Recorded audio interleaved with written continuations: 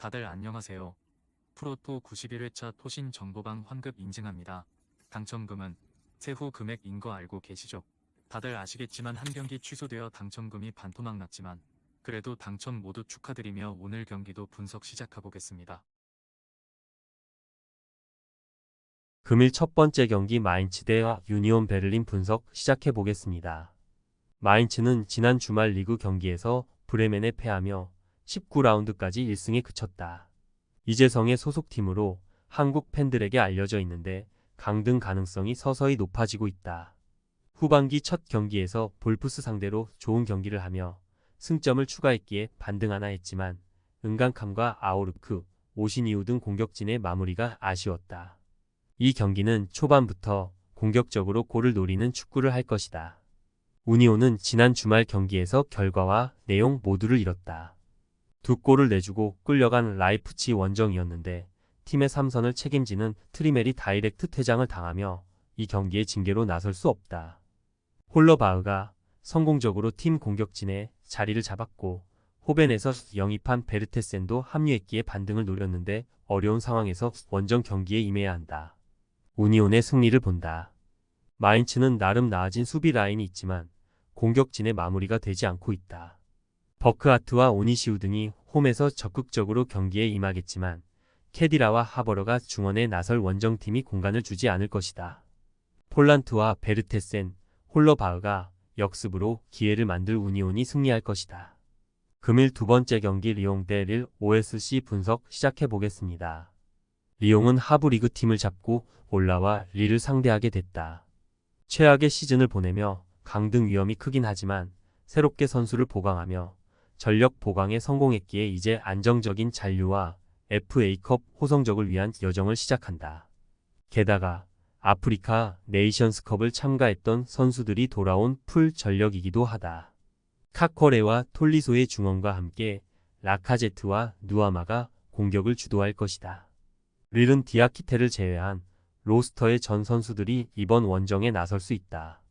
때문에 알제리 팀에 갔던 아담 우나스와 벤탈레비 팀으로 돌아와 이 경기 승리를 노린다.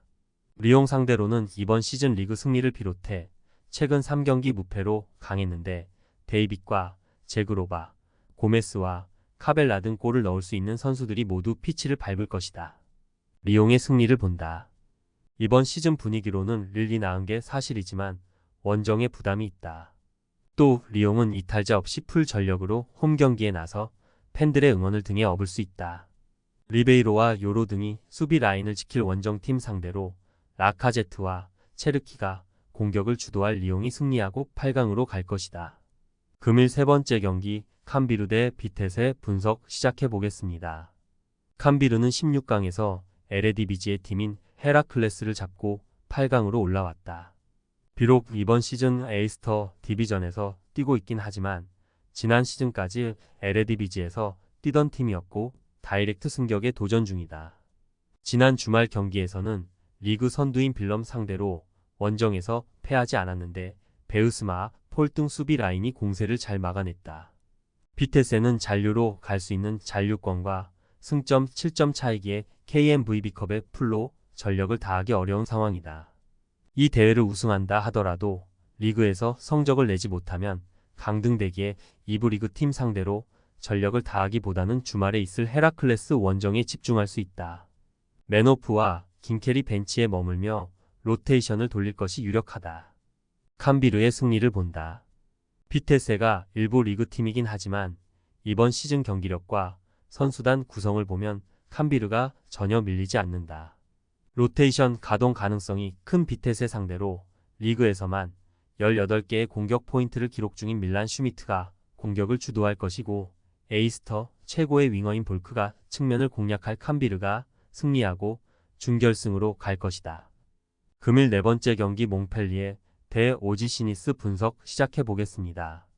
몽펠리에는 하부 리그 팀인 페그니를 원정에서 대파하고 16강에 진출했다. 비록 최근 리그 2경기에서 승리를 따내진 못했지만 릴 상대로 패하지 않았고 렌 원정에서도 골을 뽑아내는 등 만만치 않은 경기력을 보여주고 있다. 티니지 팀에 뽑히지 못한 카즈리가 최전방에서 카라모, 쿨리발리 등과 시너지를 내고 있고 사바니에의 중원 경기력도 안정적이다. 니스는 보르도 원정을 승리하고 컵 대회 16강에 올라섰다. 리그에서 꾸준히 선두 경쟁을 하는 이번 시즌인데 리그와 컵에서 모두 우승을 노리고 있다.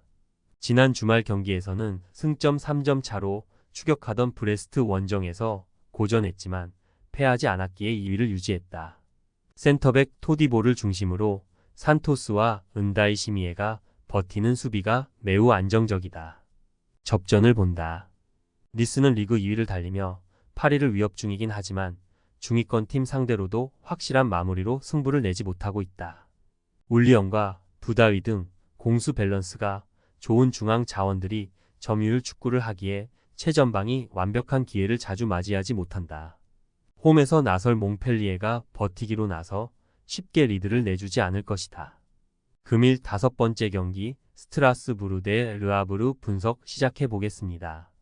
스트라스부르는 32강 원정 경기에서 실라와 디아라, 바크와의 연속골로 클레르몽을 잡았다. 리그에서는 최근 3경기 연속 승리가 없긴 하지만 마르세유 상대로 승점을 따냈고 1위 팀인 파리 생제르맹 상대로도 크게 밀리지 않았다. 바크와와 사이 등 공격수들이 경기 내내 상대 수비를 몰아치며 기회를 만들었고 시소코의 중원 존재감도 있다. 이 경기는 홈이기에 공격적인 운영으로 승리를 노릴 것이다. 르아브르는 컵 대회와 리그 통틀어 최근 5경기 무패를 기록 중이다. 그 기간 리옹을 제압했고 모나코에 패하지 않는 등 시즌 내내 페이스가 쉽게 떨어지지 않고 있다. 지난 주말 리그 경기에서는 난적 모나코 상대로 승점 1점을 따냈는데 한 차례의 유효 슈팅도 기록하지 못했지만 자책골을 유도했다. 스트라스부르의 승리를 본다. 르아브르도 좋은 최근을 보내고 있지만 아무래도 원정에서는 경기력 기복이 있다. 바크와가 절정의 골감각을 보여주고 있고 시소코의 중원 지원이 있을 홈팀이 홈의 2점을 누리며 경기를 가져갈 것이다. 금일 6번째 경기 자르브리켄 대 메넨글라트 바흐 분석 시작해 보겠습니다. 자르브리켄은 이번 시즌 포칼컵의 신데렐라다. 초반 일정에서 독일 최강인 미넨을 제압했고 16강에서는 프랑크푸르트를 완파했다.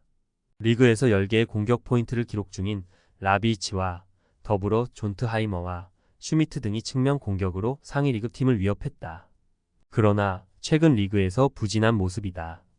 글라드바흐는 볼프스부르크를 잡고 8강에 올라왔다.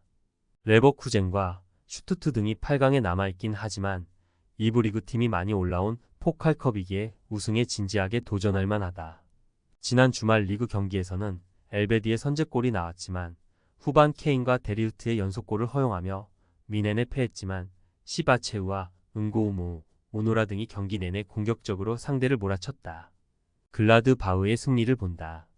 자르브리켄이 이번 대회에서 우승 후보 두 팀을 탈락시키는 등 놀라운 성적을 낸 건 사실이지만 우승을 노리는 글라드바흐가 원정에서 로테이션 없이 풀 전력으로 나설 것이다.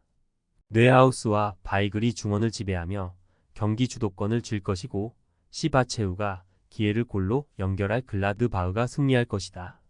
토신 최종 조합은 영상 아래 고정 댓글로 말 걸어주시면 토신 정보방에서 무료로 공유해드립니다. 제발 손해보면서 토토하지 말고 다같이 웃으면서 즐겁게 베팅합시다. 함께 하실 분들은 부담 갖지 마시고 편하게 말 걸어주세요.